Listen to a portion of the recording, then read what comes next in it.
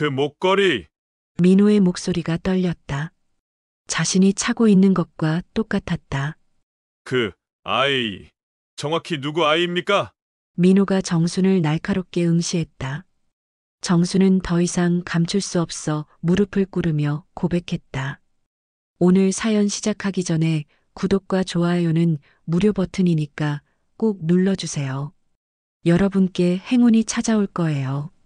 새벽 5시 정수는 어김없이 눈을 떴다. 70평생을 살아온 몸은 시계보다 정확했다. 작은 원룸 아파트는 고요했고 옆방에서 들려오는 손주 준우의 고른 숨소리만이 정순의 귀를 간지렸다. 낡은 벽시계의 초침 소리가 정막을 깨뜨리며 규칙적으로 울려 퍼졌다. 또 하루가 시작되는구나. 정수는 속으로 중얼거리며 몸을 일으켰다. 무릎이 시큰거렸지만 내색하지 않았다. 준우 앞에서만큼은 건강한 할머니로 남고 싶었다. 거울 앞에 선 자신의 모습은 세월의 무게를 고스란히 담고 있었다. 주름진 얼굴, 백발이 된 머리, 그리고 깊숙이 패인 눈가의 주름들. 부엌으로 향하는 발걸음은 조심스러웠다. 바닥에 삐걱거리는 부분이 있어서 준우를 깨울까 봐서였다. 이 작은 집의 구석구석을 다 외우고 있었다. 10년째 살고 있는 이곳은 그녀에게 안식처이자 감옥이었다. 정수는 가스레인지에 물을 올리고 미숫가루를 준비했다. 준우가 가장 좋아하는 아침이었다. 냉장고 문을 열자 시든 채소 몇 개와 계란이 전부였다. 생활비가 넉넉하지 않았지만 준우만큼은 굶기고 싶지 않았다. 할머니, 일어났어요? 준우의 맑은 목소리가 들려왔다. 12살 소년의 목소리는 이 작은 집을 환하게 만들었다.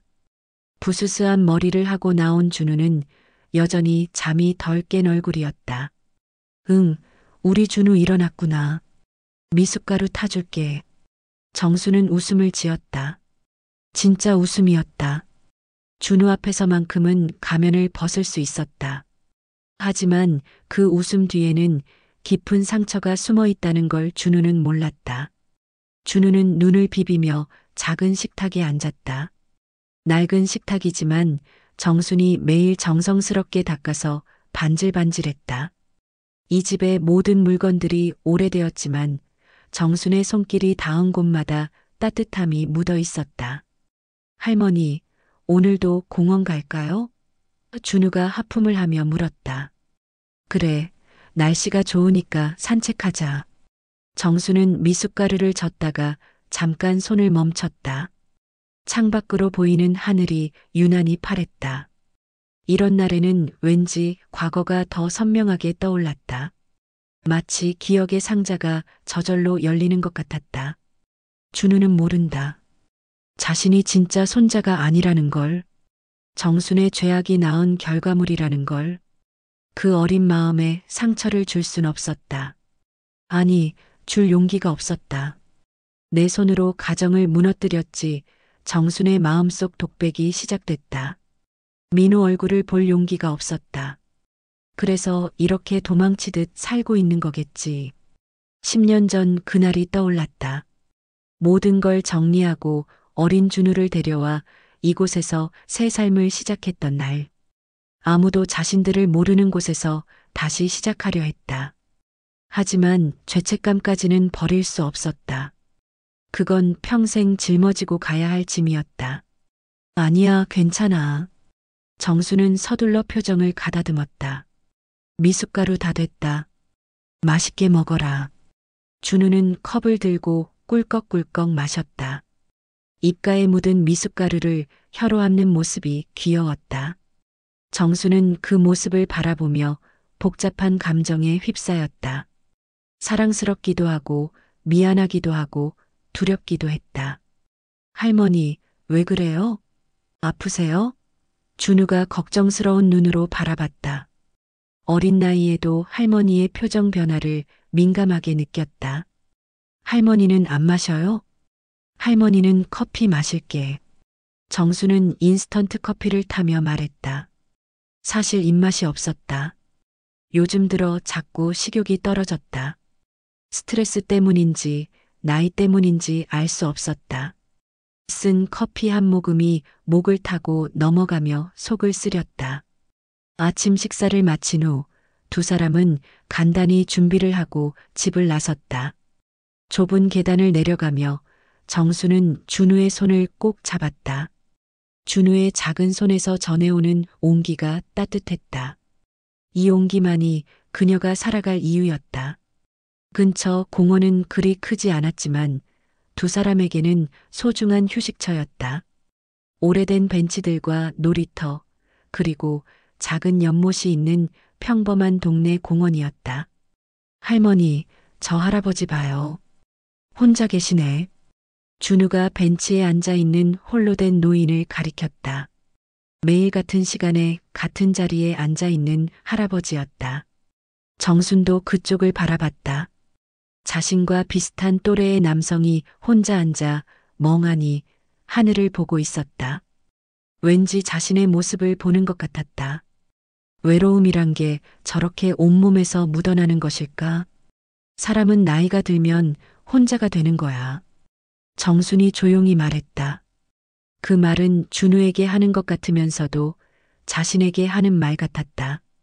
할머니도 혼자예요? 아니지, 준우가 있잖아. 정수는 준우의 머리를 쓰다듬었다. 부드러운 머리카락이 손끝에서 느껴졌다. 하지만 마음속으로는 달랐다. 나는 정말 혼자구나. 내가 저지른 일 때문에 가족도 잃고 이제는 이 아이마저 속이며 살고 있어.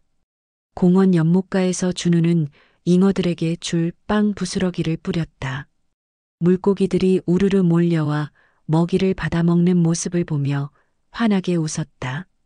정수는 그런 준우를 바라보며 잠시나마 평화로운 시간을 느꼈다. 공원을 한 바퀴 돌고 집으로 돌아오는 길, 정수는 문득 아들 민호가 생각났다. 40이 넘은 나이에 어떻게 지내고 있을까? 결혼은 했을까?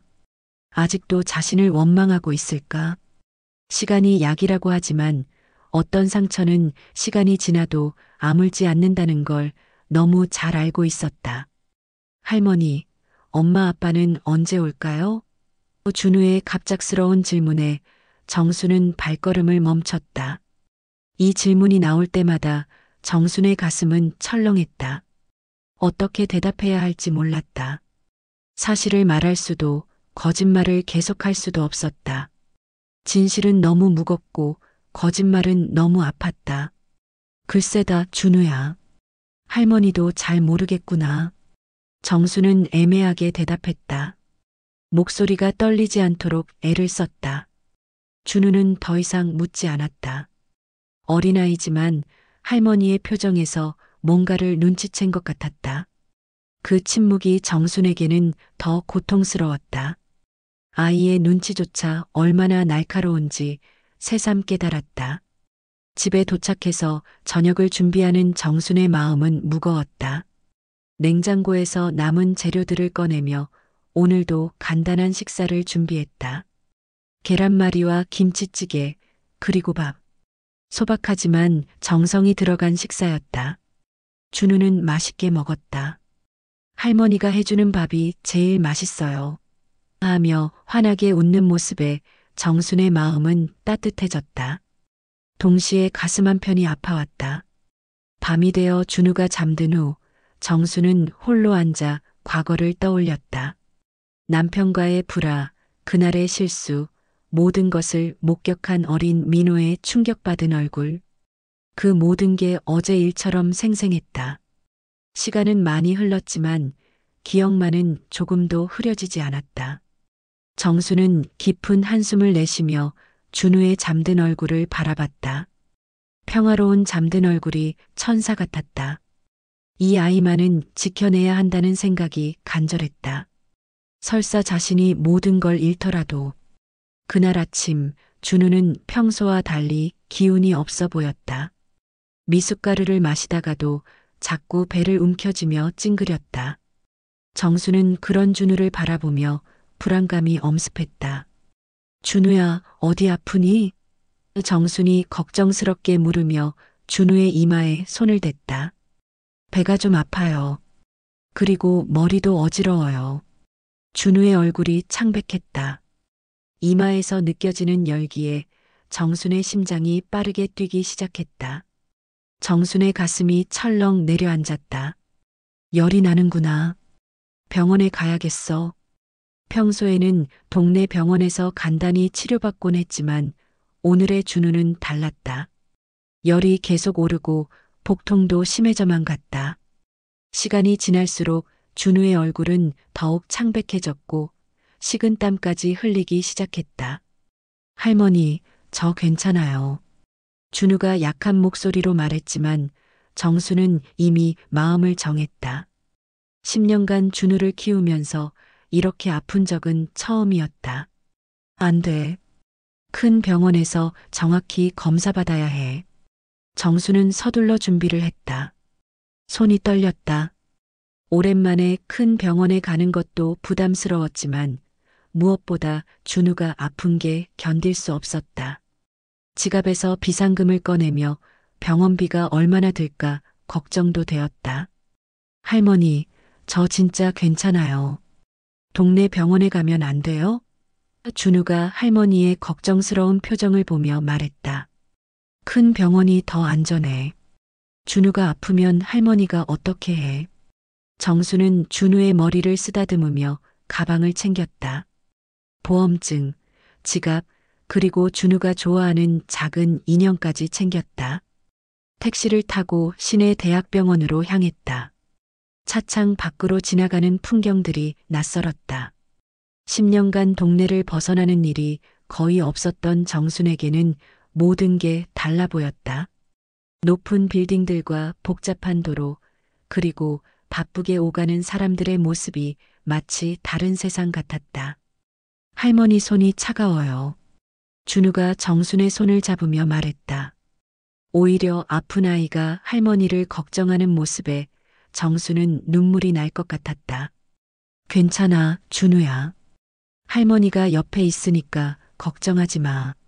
정수는 준우의 손을 꽉 잡았다. 하지만 속으로는 온갖 걱정이 밀려왔다. 큰 병은 아닐까? 수술이 필요한 건 아닐까? 병원비는 얼마나 들까? 택시 기사가 친절하게 말했다. 아이가 많이 아픈가 보네요. 큰 병원 가시는 게 맞아요. 요즘 아이들 병이 복잡해서 말이에요. 정수는 고개를 끄덕이며 창밖을 바라봤다. 마음속으로는 간절히 기도했다. 제발 큰 병이 아니기를. 이 아이만은 건강하게 자라게 해달라고. 병원에 도착하자 정수는 당황했다. 너무 크고 복잡한 병원이었다. 로비만 해도 웬만한 백화점만큼 컸고 사람들이 개미떼처럼 오가고 있었다. 어디로 가야 할지 몰라 우왕좌왕했다. 할머니, 저기 안내 데스크 있어요. 준우가 아픈 중에도 할머니를 도와주려 했다. 다행히 안내 데스크 직원이 친절하게 소아과 위치를 알려주었다. 3층 소아과입니다. 엘리베이터 타고 올라가시면 돼요. 응급실이 아니니까 접수부터 하세요. 엘리베이터 안에서 정수는 준우를 꼭 안았다. 준우의 체온이 점점 높아지는 것 같아 더욱 걱정되었다. 소아과 대기실은 아이들과 보호자들로 붐볐다. 울음소리, 기침소리, 그리고 걱정스러운 부모들의 목소리가 뒤섞여 시끄러웠다. 정수는 준우를 품에 안고 번호표를 뽑았다. 52번. 현재 진료 중인 번호는 23번이었다. 오래 기다려야 하겠구나. 정순이 중얼거렸다. 의자에 앉아 준우를 무릎에 앉혔다. 준우는 점점 기운이 없어져 정순의 품에서 꾸벅꾸벅 졸기 시작했다. 기다리는 동안 정수는 다른 아이들을 보며 생각에 잠겼다. 모든 아이들에게는 엄마나 아빠가 따라와 있었다. 할머니가 온 경우는 자신들 뿐이었다. 문득 민호가 생각났다. 만약 민호가 있다면 이런 상황을 어떻게 대처했을까? 시계는 느리게만 갔다. 1시간, 2시간이 지나서야 드디어 준우의 차례가 되었다. 간호사가 52번 환자분 하고 부르는 소리에 정수는 벌떡 일어났다. 준우야, 일어나. 우리 차례야. 정수는 준우를 깨우며 손을 잡았다. 진료실 문 앞에 서자 가슴이 두근거렸다. 문에는 김민호 과장이라는 명패가 붙어 있었다. 하지만 정수는 그 이름을 보지 못했다. 준우 걱정에만 신경 쓰고 있었기 때문이다. 문을 열고 들어서는 순간 정순의 세상이 멈춰버렸다. 진료실에 앉아있는 의사는 다름 아닌 아들 민호였다. 하얀 가운을 입고 의사 가운을 입은 모습이 낯설면서도 자랑스러웠다. 30년의 세월이 흘렀지만 여전히 자신의 아들이었다. 민호도 정순을 보는 순간 굳어졌다. 서류를 보던 손이 멈췄고 얼굴은 차갑게 굳었다. 펜을 떨어뜨릴 뻔했지만 간신히 잡았다. 30년의 세월이 흘렀지만 모자 사이의 상처는 여전히 생생했다. 잠깐의 정적이 흘렀다. 시간이 멈춘 것 같았다. 정수는 숨을 제대로 쉴 수가 없었고 민호는 굳은 표정으로 정순을 바라봤다. 안녕하세요, 의사 선생님. 준우가 밝게 인사했다. 아무것도 모르는 순진한 목소리였다. 그 목소리가 굳어진 공기를 깨뜨렸다. 민호는 잠시 말을 잇지 못했다. 준우의 맑은 눈을 보며 뭔가 복잡한 감정이 스쳤다. 그러다 차갑고 건조한 목소리로 말했다. 환자 보호자분, 치료에만 집중하시죠. 가족관계는 여기서 언급할 필요 없습니다. 정수는 눈앞이 아득해졌다. 다리에 힘이 빠져 의자에 주저앉을 뻔했다. 30년 만에 다시 마주한 아들의 차가운 시선이 가슴을 찔렀다. 마치 얼음장 같은 시선이었다. 그럼 증상부터 말씀해 주세요. 민호는 철저히 의사로서만 행동했다. 어머니가 아닌 그저 환자 보호자로 대했다. 배가 아프고 열이 나요. 정수는 떨리는 목소리로 대답했다. 민호의 얼굴을 똑바로 볼 수가 없었다. 목소리도 제대로 나오지 않았다. 민호는 준우를 진찰하기 시작했다. 청진기로 심장 소리를 듣고 배를 눌러보며 아픈 부위를 확인했다. 전문의로서의 모습은 흠잡을 데 없었지만 정순을 향한 시선만은 여전히 차가웠다. 언제부터 아팠나요? 민호가 준우에게 직접 물었다. 목소리가 약간 부드러워졌다. 오늘 아침부터요. 할머니가 걱정돼서 큰 병원에 오자고 하셨어요. 준우가 대답했다. 민호의 눈빛이 잠깐 흔들렸다. 할머니라는 말에 뭔가 감정이 스치는 것 같았다. 어린 시절 자신도 할머니라고 불렀던 기억이 떠올랐다. 하지만 곧 다시 차가운 표정으로 돌아갔다. 검사 결과 단순한 장염이었다. 큰 병은 아니었지만 수액 치료가 필요했다. 민호는 간호사를 불러 수액실 예약을 했다. 그의 목소리는 여전히 차갑고 공무적이었다. 수액 맞고 약 처방받으시면 됩니다. 2-3일 후에 다시 오시죠. 민호가 처방전을 적으며 말했다. 정순을 한 번도 똑바로 보지 않았다. 정순은 고개를 끄덕였다. 말 한마디 제대로 하지 못했다. 목이 메어서 소리가 나오지 않았다. 30년 만에 본 아들의 차가운 모습에 가슴이 찢어질 것 같았다. 준우가 갑자기 민호에게 다가가며 말했다. 의사 아저씨, 우리 할머니 왜 울어요? 제가 아파서 그런 거예요? 민호는 잠깐 당황한 기색을 보였다. 준우의 맑은 눈망울을 보자 어린 시절 자신의 모습이 겹쳐 보였다. 그러고는 준우에게 부드럽게 말했다. 할머니가 내가 걱정돼서 그래. 곧 나을 거니까 걱정하지 마. 그 한마디에서는 의사로서의 따뜻함이 묻어났다. 준우는 환하게 웃으며 말했다. 의사 아저씨는 참 친절하네요. 할머니, 의사 아저씨가 괜찮다고 하니까 이제 안심하세요. 그 순간 민호의 표정이 미묘하게 변했다. 준우의 밝은 웃음과 순수한 눈빛에서 뭔가 낯익은 느낌을 받았다. 어디서 본 듯한 친숙함이었다. 하지만 곧 고개를 저으며 그런 생각을 떨쳐냈다. 그럼 수액실로 가세요. 민호는 다시 차가워졌다.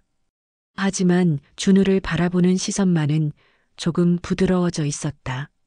정수는 준우의 손을 잡고 진료실을 나왔다.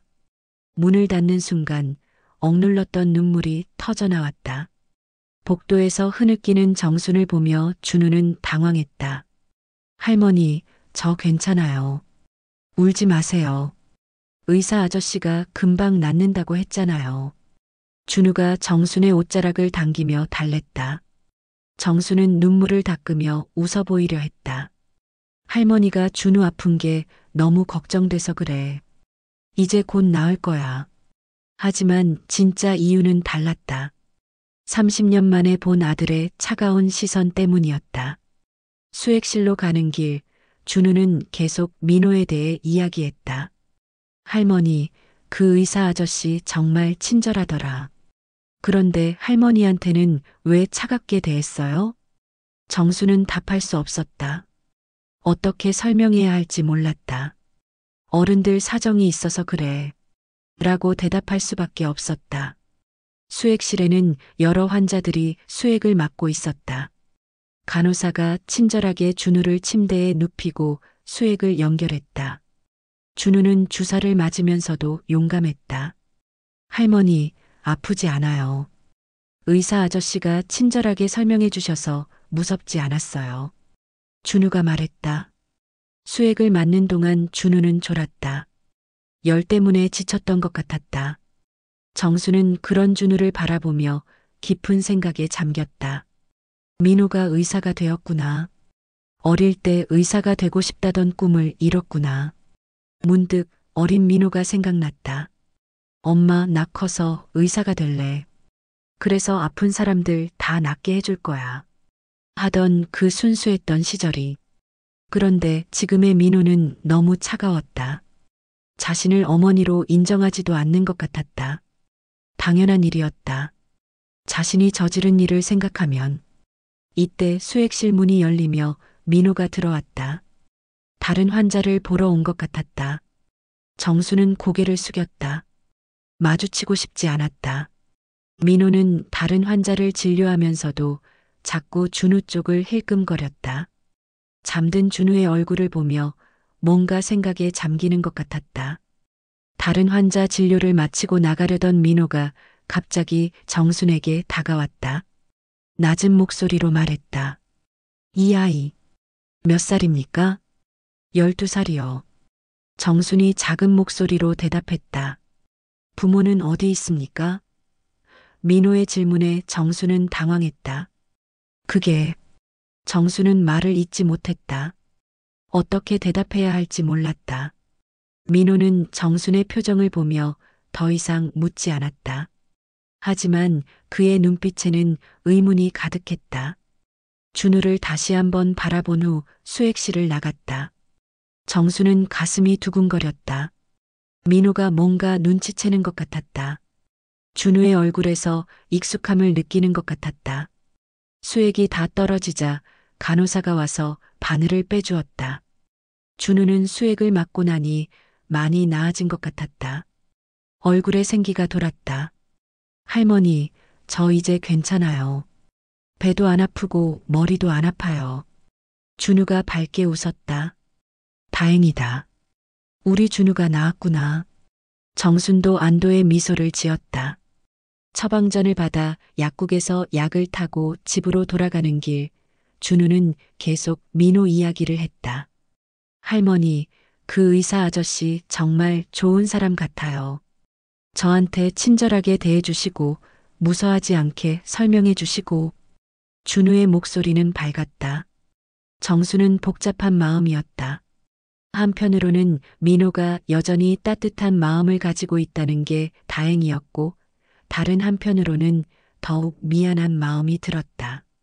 그런데 할머니는 왜 그 의사 아저씨 앞에서 울었어요? 정말 제가 아파서 그랬던 거예요?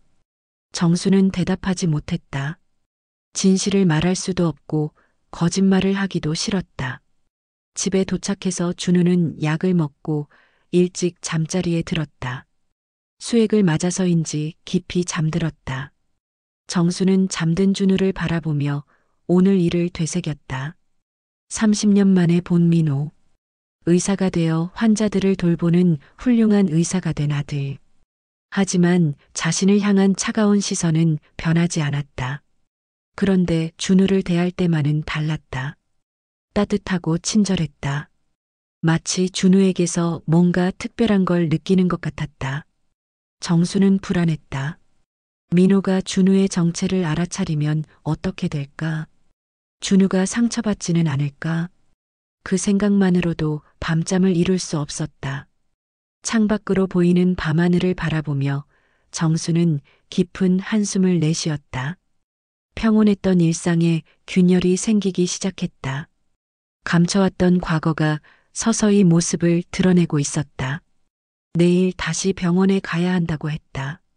민호를 다시 만나야 한다는 뜻이었다. 그 생각만으로도 가슴이 답답해졌다.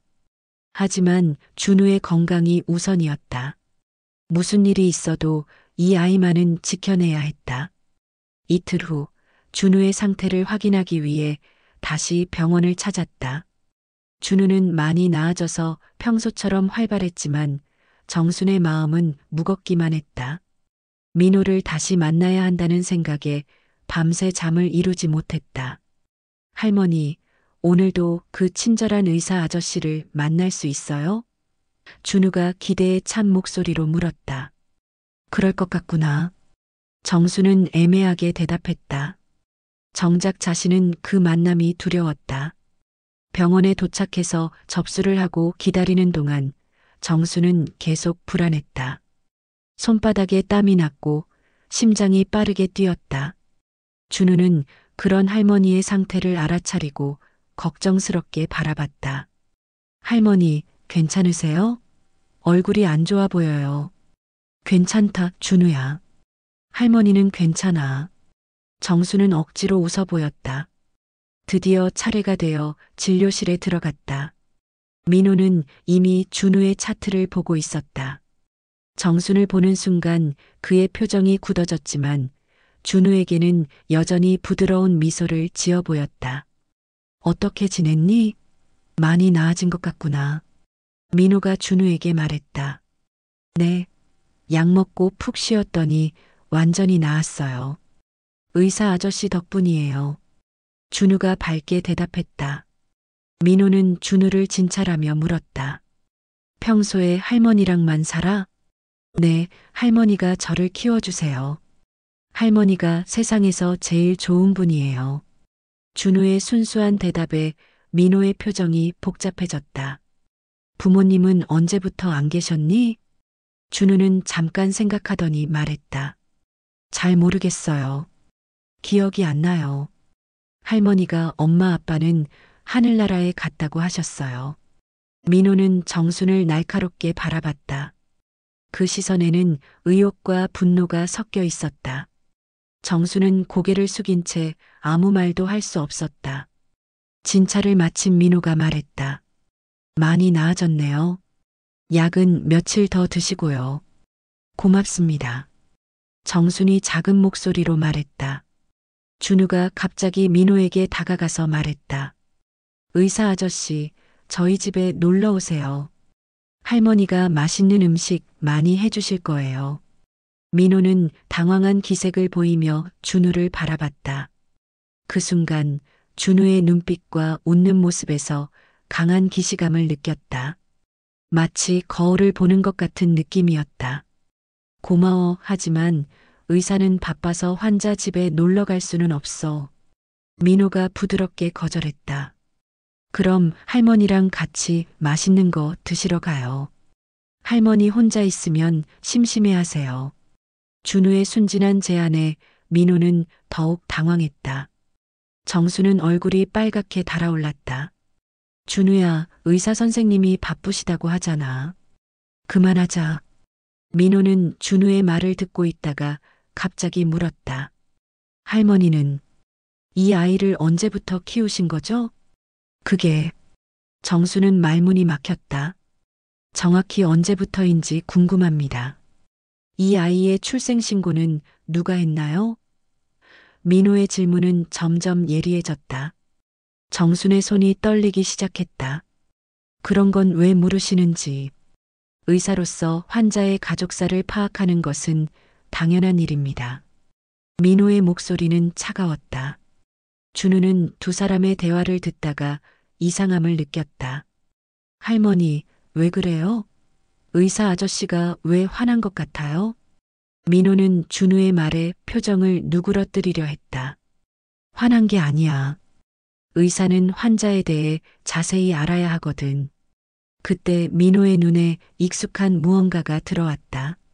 준우의 목에 걸린 작은 목걸이였다. 십자가 모양의 작은 펜던트가 햇빛에 반짝였다.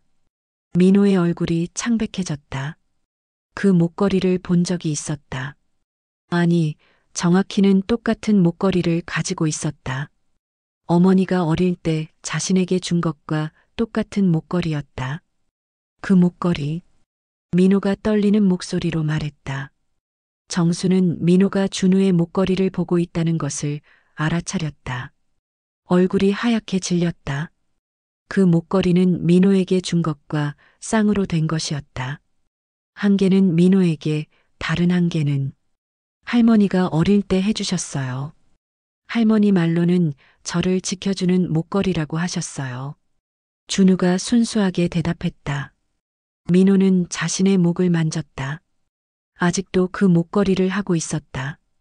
30년 전 어머니가 준 것을 모든 일이 있었음에도 불구하고 차마 버리지 못하고 계속 차고 다녔다. 누가 해준 거니? 민호가 준우에게 직접 물었다. 할머니요. 할머니가 제가 태어났을 때부터 해주셨다고 하셨어요. 민호는 정순을 똑바로 바라봤다. 그 시선에는 분노와 충격, 그리고 확신이 담겨 있었다. 잠깐 밖으로 나가서 기다려라. 민호가 준우에게 말했다. 네. 준우가 당황했다. 할머니랑 중요한 얘기가 있어서 그래. 문 밖에서 조금만 기다려줄 수 있니? 준우는 영문을 모르겠다는 표정이었지만 순순히 밖으로 나갔다. 문이 닫히자 진료실에는 무거운 침묵이 흘렀다. 민호가 먼저 입을 열었다. 그 아이, 누구 아이입니까? 정수는 대답할 수 없었다. 입술이 바들바들 떨렸다. 정확히 대답하세요. 그 아이의 정체가 뭡니까? 민호의 목소리는 점점 높아졌다. 민호야. 정순이 간신히 입을 열었다. 저를 그런 식으로 부르지 마세요. 우리는 30년 전에 끝난 관계입니다. 민호가 단호하게 말했다. 정수는 눈물이 흐르기 시작했다. 미안하다. 정말 미안하다. 미안하다고 해서 해결될 일이 아니잖아요. 당신이 저지른 그 일 때문에 우리 가족이 어떻게 됐는지 아세요? 민호의 목소리에는 30년간 쌓인 분노와 상처가 고스란히 담겨 있었다. 아버지가 얼마나 고생하셨는지, 저는 또 얼마나 상처받았는지 아세요? 알고 있어. 다 내 잘못이야. 정순이 흐느끼며 말했다. 그런데 지금 또 뭡니까? 그 아이를 데리고 와서 손주라고 속이고 있는 겁니까? 정수는 더 이상 감출 수 없다는 것을 깨달았다. 진실을 말해야 하는 순간이 왔다. 그 아이는 정순이 떨리는 목소리로 말하기 시작했다. 그 아이는 정순이 떨리는 목소리로 말하려던 순간 진료실 문이 급하게 열렸다. 의사 선생님, 응급 상황입니다. 간호사가 다급하게 뛰어들어왔다. 52번 환자 준우라는 아이가 복도에서 쓰러졌어요. 민호와 정수는 동시에 얼굴이 창백해졌다. 둘 다 서둘러 진료실을 나섰다. 복도에는 준우가 바닥에 쓰러진 채 경련을 일으키고 있었다. 주위 사람들이 몰려들어 소란스러웠다. 준우야. 정순이 비명을 지르며 달려갔다. 민호는 즉시 의사 모드로 전환되었다. 모두 비켜주세요. 응급실로 옮겨야 합니다. 그는 준우의 상태를 신속히 확인했다. 고열, 의식저하, 목 경직 증상까지 보였다. 뇌수막염 의심됩니다. 즉시 응급실로. 민호가 외쳤다. 응급 침대에 준우를 올리고 응급실로 달려가는 동안 정수는 준우의 손을 꽉 잡고 울부짖었다. 준우야, 정신 차려. 할머니가 여기 있어. 응급실에서는 즉각적인 검사가 시작되었다. 혈액 검사, CT, 요추 천자까지 연달아 이뤄졌다. 민호는 다른 의료진들과 함께 준우의 치료에 전념했다. 개인적 감정은 완전히 접어둔 채 오직 의사로서만 행동했다. 보호자는 밖에서 기다리세요. 간호사가 정순을 응급실 밖으로 안내했다. 정수는 응급실 복도에서 초조하게 기다렸다. 시계는 느리게만 갔다. 1시간, 2시간이 지나도 아무 소식이 없었다. 정수는 복도 의자에 앉아 계속 기도했다. 제발 괜찮기를. 제발 이 아이만은 살려주세요. 정순의 기도는 절절했다. 이때 응급실 문이 열리며 민호가 나왔다. 그의 얼굴은 심각했다. 정수는 벌떡 일어났다. 어떻게 됐어요? 준우는 괜찮나요? 정순이 다급하게 물었다. 민호는 잠시 침묵했다. 그러고는 차가운 목소리로 말했다. 세균성 뇌수막염입니다. 상당히 위험한 상태예요. 정순의 다리에 힘이 빠졌다. 그게 뭔 말이에요? 즉시 수술이 필요합니다. 늦으면. 민호는 말을 잇지 못했다. 정수는 그 자리에 주저앉을 뻔했다. 수술이요? 위험한 수술인가요? 생명을 위협하는 상황입니다. 수술에 따른 위험도 있고 후유증 가능성도 있습니다. 민호의 설명은 냉정했다. 정수는 눈물이 쏟아졌다. 안 돼. 이럴 수는 없어. 민호는 그런 정순을 바라보며 복잡한 표정을 지었다. 그러고는 갑자기 폭발했다. 당신이 저지른 그날의 잘못이 우리 가족을 다 망쳤어요. 그런데 지금 내 앞에 손주라니?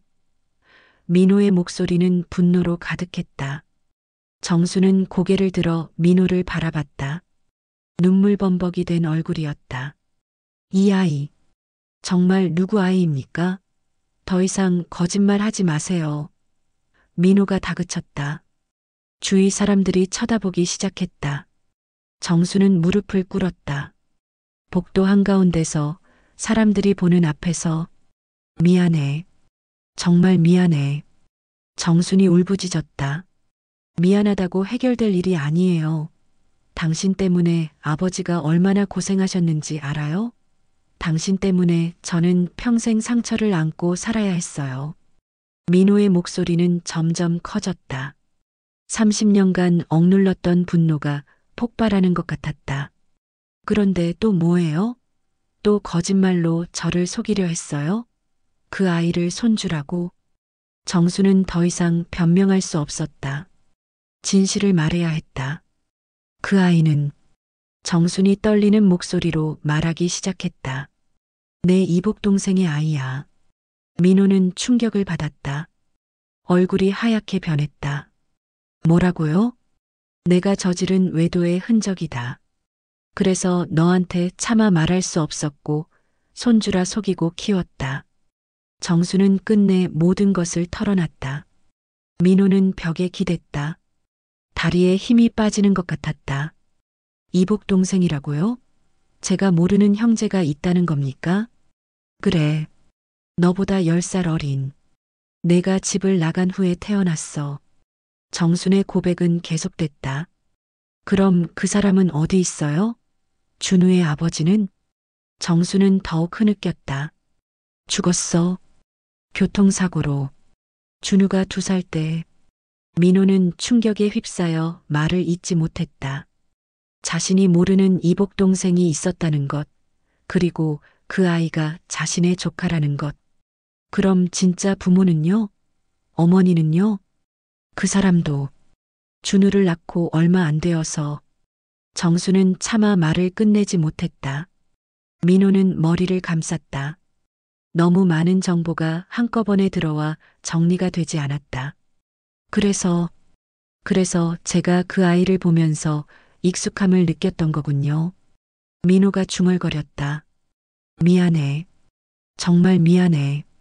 정수는 계속 사과했다. 민호는 한참을 침묵했다.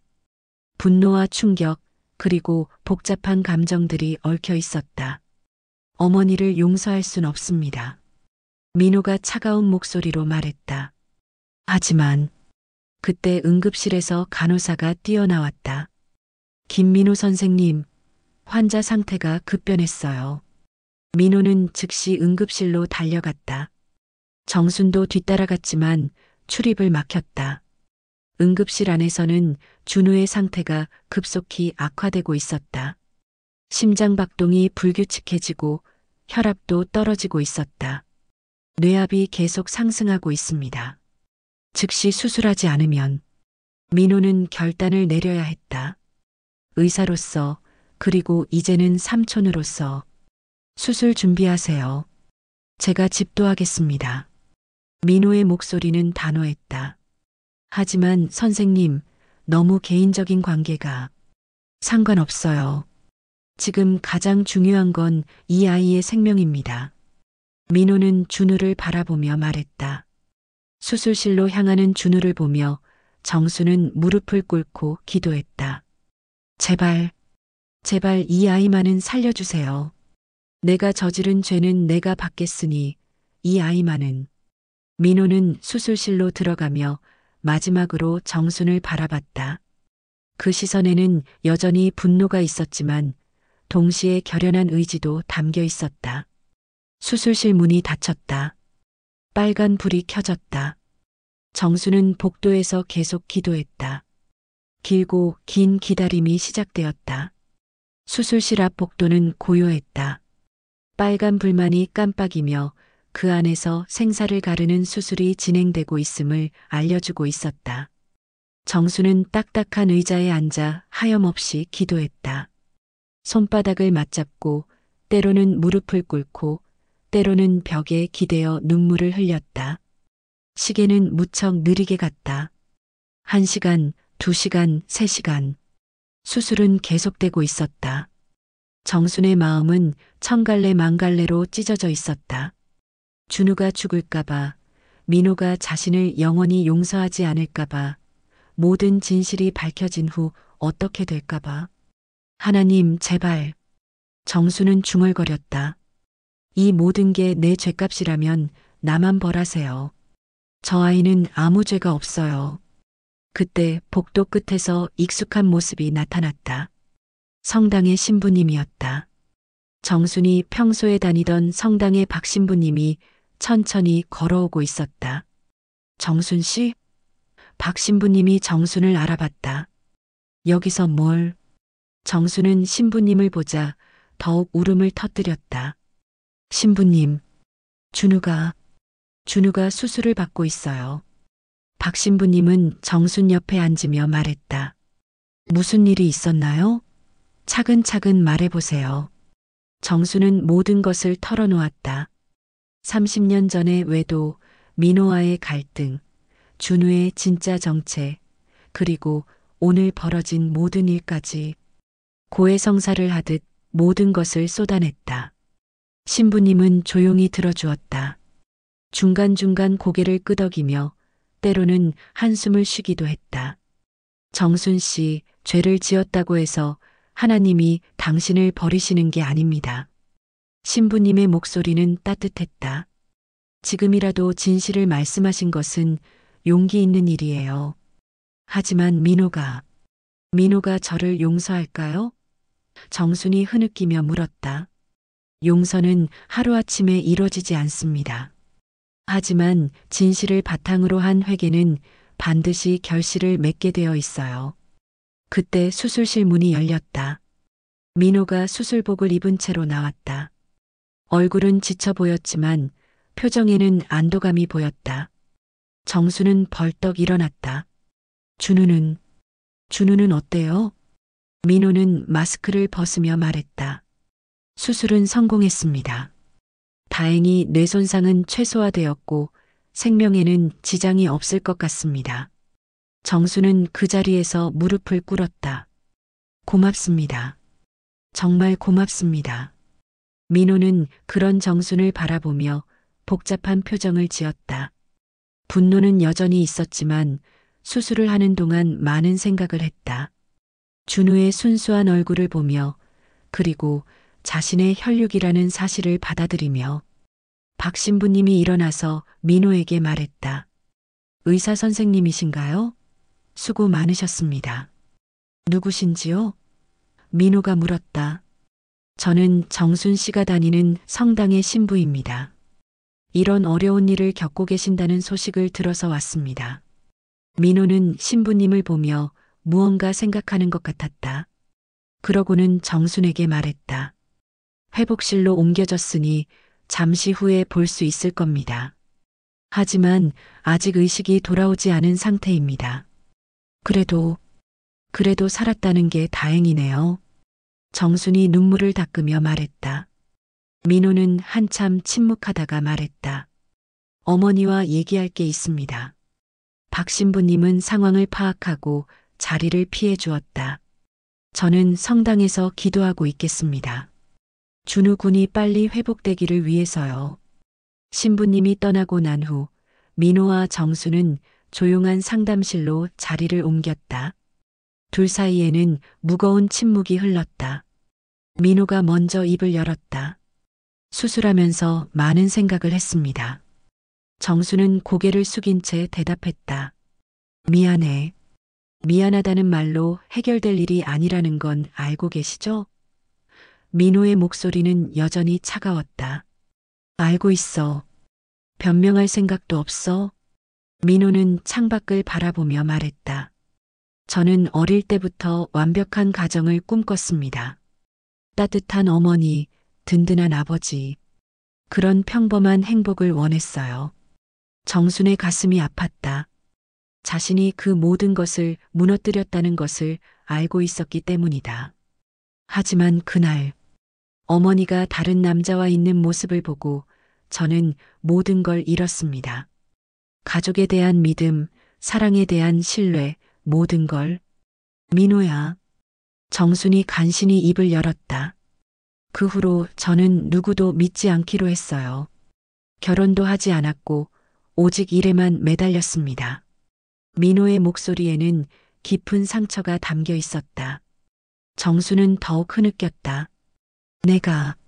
내가 널 그렇게 만들었구나.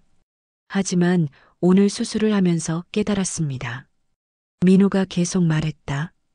그 아이는 아무 잘못이 없다는 것을, 오히려 저와 피가 연결된 유일한 혈육이라는 것을. 정순이 고개를 들어 민호를 바라봤다. 어머니를 용서할 수는 없습니다. 적어도 지금은. 민호가 단호하게 말했다.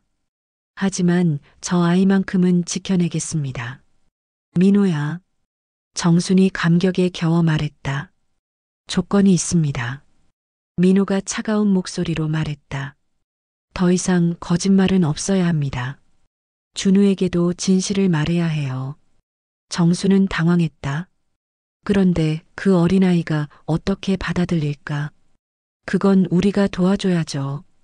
하지만 진실 위에서 시작하지 않으면 또다시 무너질 것입니다. 정수는 깊이 생각했다. 준우에게 진실을 말한다는 것, 그것이 얼마나 어려운 일인지 알고 있었다. 시간을 주세요. 준우가 완전히 회복된 후에 조금씩 말하겠어요. 민호는 고개를 끄덕였다. 그리고 한 가지 더. 저는 의사로서 준우를 돌볼 겁니다. 하지만 어머니와의 관계는 시간이 필요합니다. 고맙다. 그것만으로도 고맙다. 정순이 눈물을 흘리며 말했다. 회복실에서 깨어난 준우는 여전히 약해 보였지만 의식은 또렷했다. 할머니, 저 괜찮아요? 준우가 약한 목소리로 물었다. 응, 괜찮아. 이제 다 나았어. 정순이 준우의 손을 잡으며 말했다. 민호도 다가와서 준우의 상태를 확인했다. 많이 아팠지? 이제 괜찮을 거야. 준우가 민호를 보며 미소를 지었다. 의사 아저씨, 고마워요. 할머니가 울고 계셨는데 아저씨가 저를 살려주셨어요. 민호는 그 말에 마음이 복잡해졌다. 이 순수한 아이에게 어떻게 진실을 말해야 할까? 준우야, 앞으로 의사 아저씨가 너를 계속 돌봐줄 거야. 정순이 말했다. 정말요? 와, 좋아요. 또 준우가 기뻐했다. 민호는 준우의 밝은 모습을 보며 결심했다. 과거의 상처는 상처대로 안고 가되 이 아이만큼은 행복하게 키우겠다고. 준우가 퇴원한 지 일주일이 지났다. 아이는 기적적으로 빠르게 회복되어 평소와 다름없는 모습을 보였다. 하지만 정순의 마음은 날이 갈수록 무거워졌다. 민호와의 약속, 준우에게 진실을 말해야 한다는 것이 큰 짐이 되어 있었다. 그날 오후 민호가 정순의 집을 찾아왔다. 퇴원 후 처음으로 개인적인 방문이었다. 준우는 민호를 보자 환하게 웃으며 달려왔다. 의사 아저씨, 정말로 우리 집에 놀러 왔어요. 또 준우가 기뻐했다. 민호는 준우의 머리를 쓰다듬으며 말했다. 어떻게 지내고 있니? 아픈 데는 없고? 네, 완전히 나았어요. 할머니가 맛있는 것도 많이 해주시고 약도 빼먹지 않고 먹었어요. 민호는 정순을 바라봤다. 정순은 어색한 표정으로 민호에게 인사했다. 들어와서 앉으세요. 차라도 한 잔. 괜찮습니다. 민호가 딱딱하게 대답했다. 오늘은 준우와 중요한 얘기가 있어서 왔습니다. 정순의 얼굴이 창백해졌다. 드디어 그 순간이 온 것이었다. 준우야, 잠깐 의사 아저씨랑 할머니랑 얘기 좀 할까? 민호가 부드럽게 말했다. 준우는 고개를 갸웃했지만 순순히 앉았다. 무슨 얘기인데요? 민호는 정순을 똑바로 바라보며 말했다. 약속했잖아요. 더 이상 거짓말은 안 된다고. 정순의 손이 떨리기 시작했다. 민호야, 조금 더 시간을. 언제까지 미룰 건가요? 이 아이도 알 권리가 있어요. 민호의 목소리는 단호했다. 준우는 두 어른의 심각한 표정을 보며 불안해했다. 할머니, 무슨 일이에요? 제가 뭘 잘못했나요? 정수는 준우의 순수한 눈을 보자 더욱 괴로워졌다. 어떻게 이런 복잡한 진실을 설명해야 할까? 민호가 먼저 입을 열었다. 준우야, 의사 아저씨가 물어볼 게 있어. 네, 뭐든지 물어보세요. 너는 할머니 외에 다른 가족에 대해서 궁금한 적 없니? 민호가 조심스럽게 물었다. 준우는 잠깐 생각하더니 대답했다. 가끔 궁금해요. 엄마 아빠는 어떤 분들이셨을까? 저를 사랑해 주셨을까 하고요. 민호와 정수는 동시에 가슴이 아팠다. 그런데 할머니가 있으니까 괜찮아요. 할머니가 엄마 아빠보다도 더 저를 사랑해 주시거든요. 준우가 정순을 보며 환하게 웃었다. 정순은 눈물이 흘러내렸다. 준우야. 민호는 더 이상 미룰 수 없다고 판단했다. 준우야, 사실은. 민호야, 제발.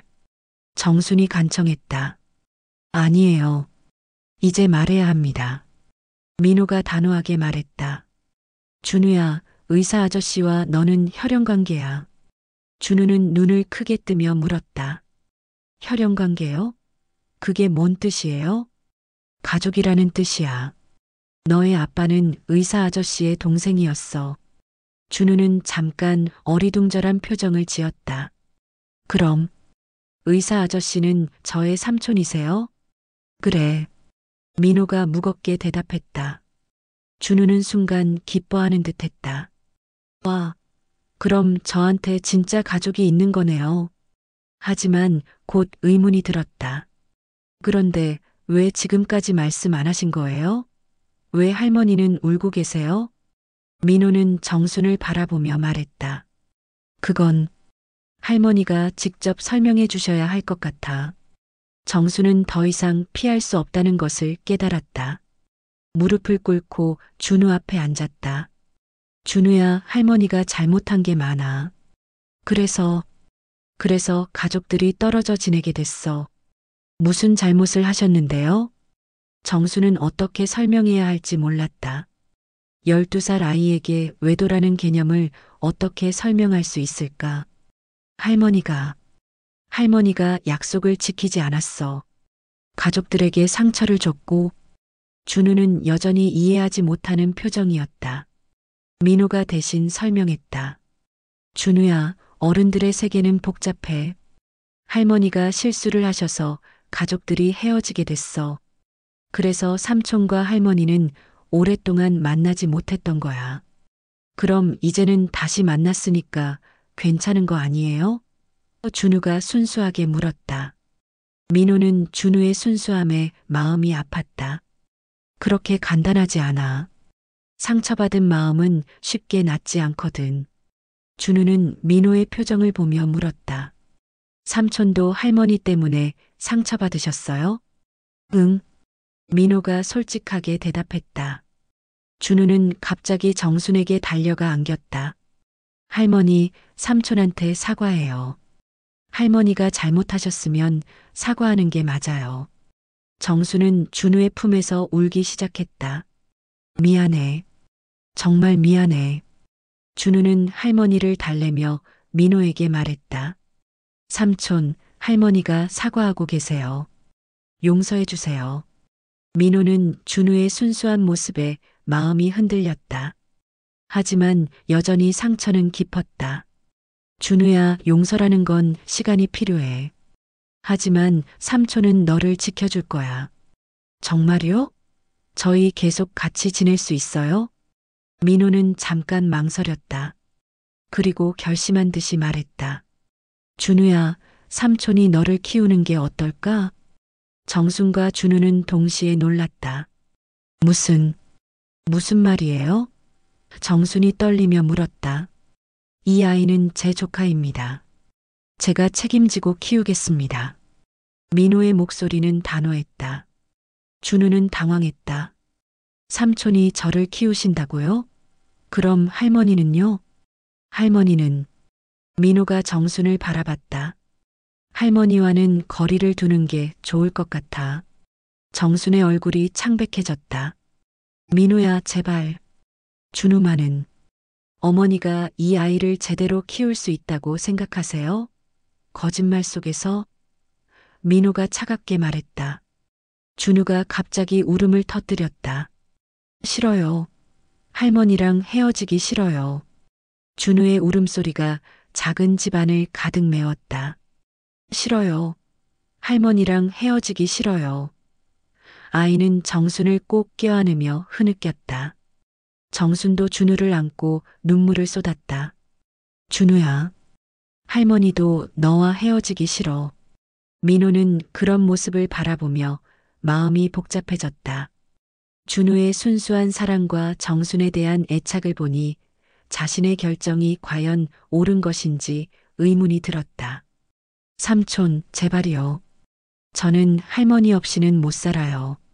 준우가 눈물범벅이 된 얼굴로 민호를 바라봤다.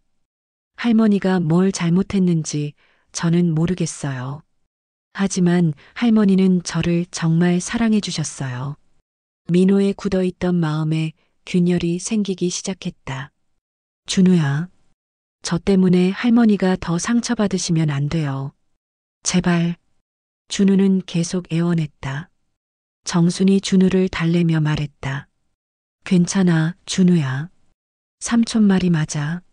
할머니는 너를 제대로 돌볼 자격이 없는 사람이야. 그런 말 하지 마세요. 준우가 큰 소리로 말했다. 할머니는 저를 누구보다 잘 돌봐주셨어요. 민호는 한참을 침묵했다. 그리고 천천히 입을 열었다. 준우야, 삼촌이 너무 성급했나 보다. 정순과 준우는 동시에 민호를 바라봤다. 하지만 조건이 있어. 민호가 계속 말했다. 더 이상의 거짓말은 안 된다. 그리고 정기적으로 삼촌이 확인할 거야. 준우가 기뻐하며 물었다. 그럼 할머니랑 계속 같이 살 수 있어요? 민호는 고개를 끄덕였다. 대신에 삼촌도 자주 올 거야. 너를 돌보기 위해서. 정수는 감격에 겨워 말했다. 고맙습니다. 정말 고맙습니다. 고맙다는 말은 하지 마세요. 민호가 차갑게 말했다. 이건 준우를 위한 일이니까. 그날 밤 준우가 잠든 후 민호와 정수는 조용히 대화를 나눴다. 깊은 밤이었지만 둘 다 잠들 수 없었다. 민호야, 정말 고맙다. 정순이 말했다. 고맙다고 하지 말라고 했잖아요. 민호가 대답했다. 그리고 저는 아직도 어머니를 용서하지 않았어요. 정수는 고개를 끄덕였다. 알고 있어. 용서를 바라는 것도 아니야. 다만, 뭐요? 이 아이만은 행복하게 해주고 싶어? 내가 저지른 죄 때문에 이 아이까지 불행해져서는 안 돼. 민호는 창밖을 바라보며 말했다. 저도 마찬가지예요. 그 아이는 아무 잘못이 없으니까. 두 사람은 한참을 침묵했다. 30년간의 상처와 원망이 하루아침에 사라질 리는 없었다. 하지만 적어도 준우를 중심으로 한 새로운 관계의 가능성은 보였다. 앞으로 어떻게 지낼 건가요? 정순이 조심스럽게 물었다. 천천히 갈 거예요. 준우가 적응할 수 있도록. 민호가 대답했다. 그리고 어머니도 정말로 변해야 해요. 어떻게 변하면 될까? 진실하게 사세요. 준우에게 그리고 저에게도. 민호의 목소리는 여전히 차가웠지만 전보다는 부드러워져 있었다. 한 달이 지났다. 민호는 약속대로 정기적으로 정순의 집을 방문했다. 처음에는 준우의 건강 상태만 확인하고 갔지만 점차 머무는 시간이 길어졌다. 준우는 삼촌이 오는 날을 손꼽아 기다렸다. 병원 이야기, 의사 이야기를 듣는 것을 좋아했고 민호도 점차 준우에게 마음을 열어갔다. 삼촌, 저도 의사가 될 수 있을까요? 준우가 어느 날 물었다. 당연하지. 열심히 공부하면 뭐든 될 수 있어. 민호가 대답했다. 그럼 삼촌처럼 사람들을 치료해주고 싶어요. 민호는 그런 준우를 보며 뿌듯했다.